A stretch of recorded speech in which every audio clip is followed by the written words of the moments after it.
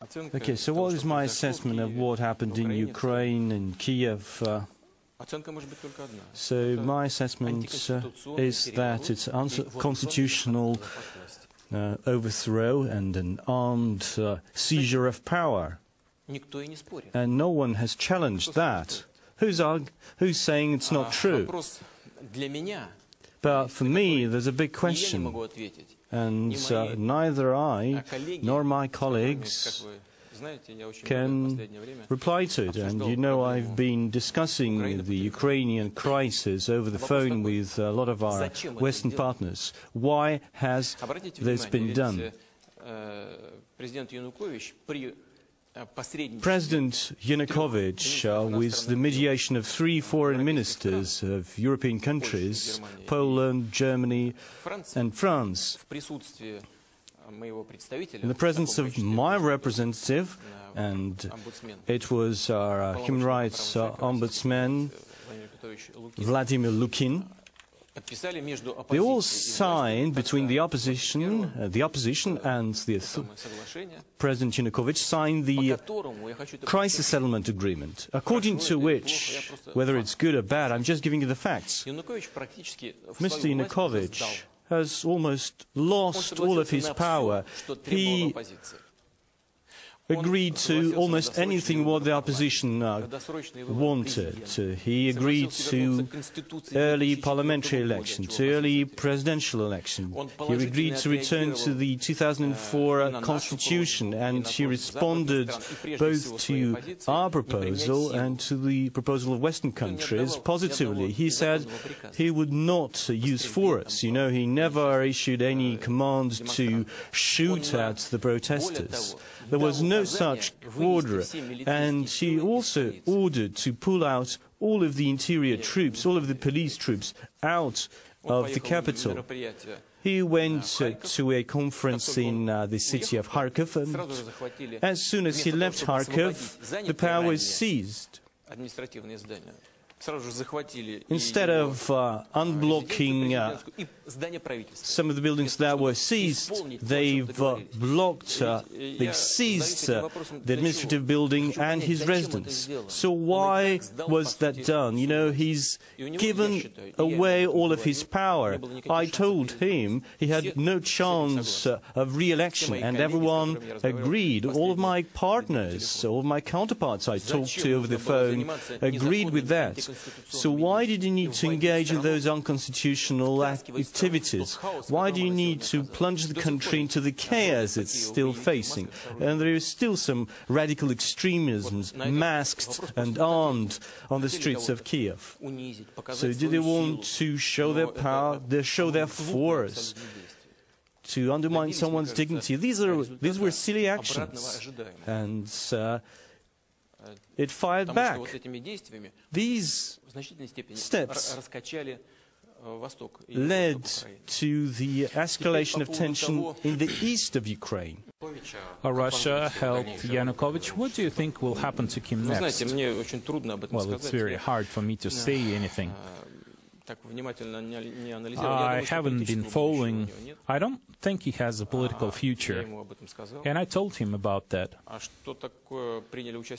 And then you said we helped him? Well, we only did this out of humanitarian considerations. Because death is the simplest way to get rid of a legitimate president. I think they would just kill him there. What about Yanukovych? Some people say he has died. I saw him once after he came to Russia. This was a couple of days ago, and he was well alive. And he will live longer than the people who circulate those gossips. Mr. Putin, do you think in recent months, when the situation escalated, what kind of mistakes did Yanukovych make? I will not answer this question.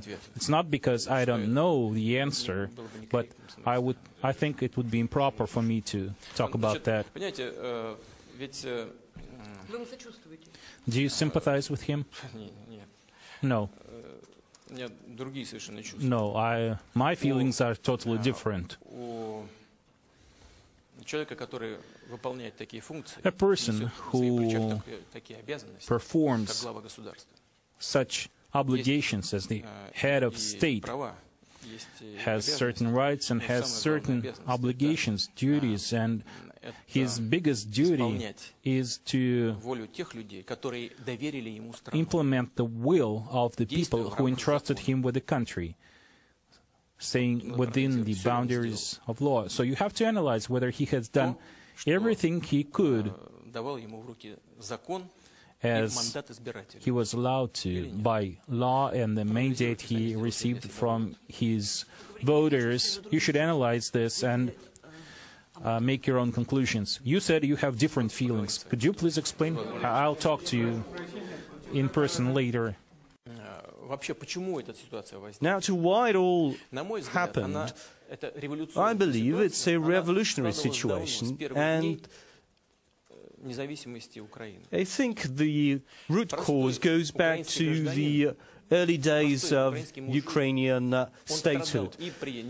Ordinary Ukrainian always suffered when we had Tsar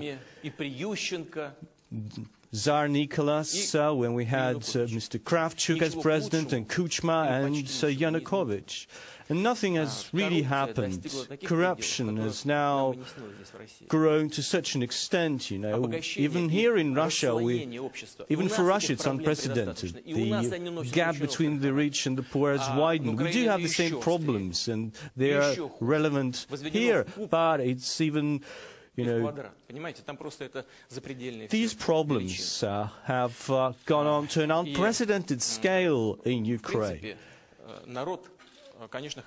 Of course, people wanted change, but you cannot encourage illegal change. On the post-Soviet space, where you have fragile political arrangements, where economies are still burgeoning, you need to use only constitutional ways. So it's always a mistake to breach the constitutional rules. And I do understand those people at Maidan, although I don't welcome the fact of regime change in this way, I do understand those people who still demand